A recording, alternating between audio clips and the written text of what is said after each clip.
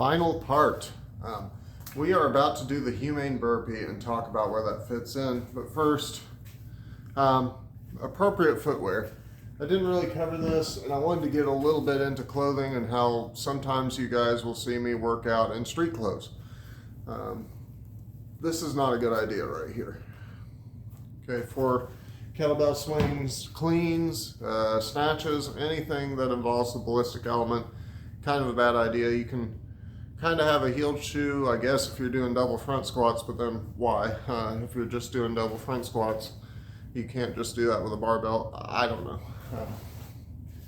Anyhow, I actually, unlike part 3, Jordan, I was prepared and I left my kettlebells upstairs and I actually went and got them. So, yeah, this is what I'm going to be using for the humane burpee. And the reason for that, instead of using my competition bells, is the window is different. You can see that the horns on this are straight, okay? And the handle is not that wide apart comparatively. I have the small side of an XL size glove or the large side of a large. See, there's just a little bit more real estate there. And in the goblet squat portion, I prefer to grip the kettlebell like this, and the horns are at an angle. So, I don't know, it feels better. That narrower grip, when I go back this way, that narrower grip, for some reason that bell will flip and hit me in the butt when it is the competition bell. So with that stuff out of the way, we'll begin the last video. None of this is rigged ideally. Okay, the humane burpee. Where this fits into my exercise, we'll get into that. All right, but let's just start it out, okay?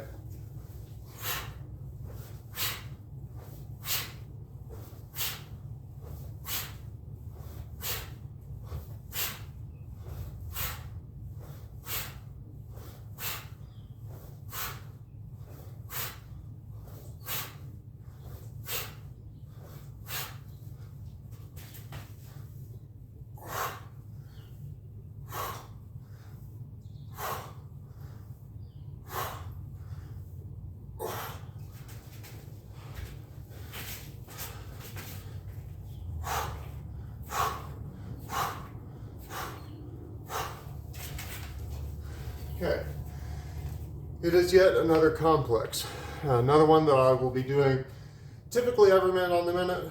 Right now, I'm just going to do it and explain a little bit more about my health and fitness stuff in between. Okay, so I wanted to talk a little bit about my loose programming. When I say programming, I kind of feel like I'm almost lying. Because I'll tell you, I've been telling you guys in this video, this happens this many times a week, that happens that many times a week, but I'm more on a 2-week block than I really am on a weekly schedule. By that I mean, it's not like Thursday comes around and I'm like, oh shit, I need to do my complexes today, it's Thursday. No, time just kind of flows by naturally. If I miss a session one day, I'm not going to be like, well, I guess I'll hit that next time this day comes around. I'm like, I'll get it tomorrow and things will kind of matrix out. So to give you a better picture of that, my complexes, I do all of my warming up for those complexes, which is just the thing I've mentioned like 8 times in a row, bringing my shoulders down into the socket. That's part of the warm up with the hanging. And then there is the Cossack squat. That's what I do to warm up for my complexes. You don't want to overstretch or do anything like that before you were really doing a complex or something that involves your strength. You don't want to overstretch for that. So that's what I do. The days that my actual getting into the splits comes into play is on my complex day. So it'll either happen, we will say, 2 to 4 times a week. Realistically, I start looking at what's going on, my sleep, my recovery, all that kind of stuff. If I only fit in 5 complexes or less within a 2-week period, then I'm like, am I doing something a little bit off here? Usually the answer is yes. So, and I've only plugged the complex in, the single kettlebell armor building complex in for a month and a half. and I've only had a week going of the double kettlebells. So that's how that's kind of going. In between days where I'm not messing with that stuff, I'm absolutely coming down and doing my dips and my chin-ups. It's just something that I do as a maintenance for the push-pull, and it's also wanting to develop a little bit more of a chest. We didn't go over it, but the single kettlebell bench press is something that I've also been augmenting that with. And the complexes that I've picked, the armor building complex, have limited pressing overhead, which helps me to not burn out my triceps so I can pursue this aesthetic goal. So that works out fine. Moving on to the next part of the humane burpee. If I have not explained this, it is 15 reps of your swing, followed by either 10 or 5 or something. You could even do 15 goblet squats and 15 push-ups, but you descend from there. I just did 15 5-5 because we're just kind of warming my body up. I'm done with my recovery, just kind of waking up for complexes tomorrow. So let's go ahead and do the next round of this, 15 4-4.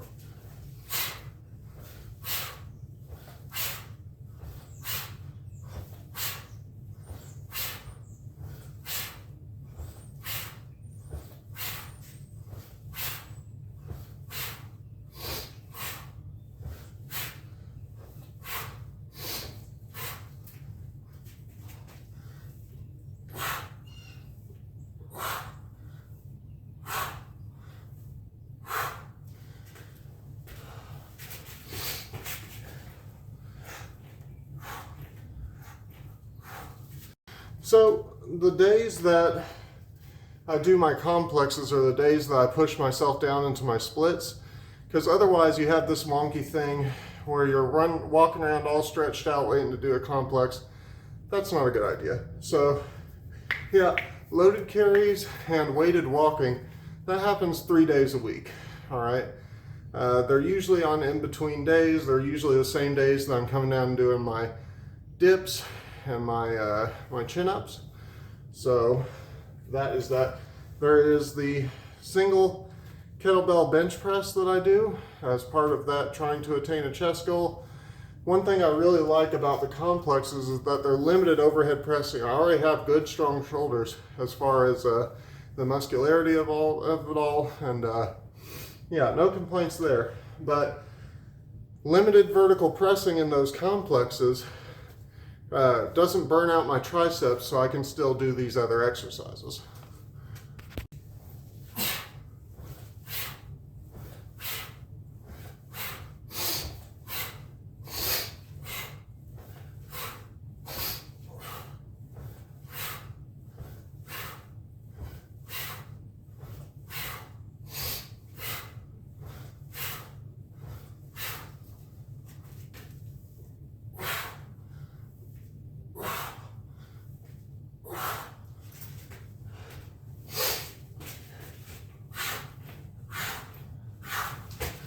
So if I haven't mentioned the mobility, I do pretty much every day, even though I just do the splits on my complex days when I have everything good and warmed up. Labor demands. Okay, I started out this series talking about how I wanted to make a video explaining why I do this. Okay, there's obviously the health, the well-being, the fitness, but what am I using all that for? Well, there is the meditative side of everything that's more spiritual, but I also need to be ready at a moment's notice to do very hard physical labor. That's just where I'm at in life right now. Give you a little anecdote. I was tasked with digging a ditch here in Oklahoma a few months ago, and I was really grateful for swinging the pickaxe all day. I was really grateful for all the snatches and swings I had done. I wasn't thinking, oh, I wish I had done more barbell squats, I wish I'd done more bench press. No, it conditioned my hands and made everything go really well. You know, the hinge over and over again in that motion. And it just wasn't a big deal to me, and I didn't get all sore and banged up. But that's just one of many, many different kinds of jobs that I might be called to do. And in Oklahoma, every foot there's a boulder in the ground, every inch there's a rock, so it can be tough.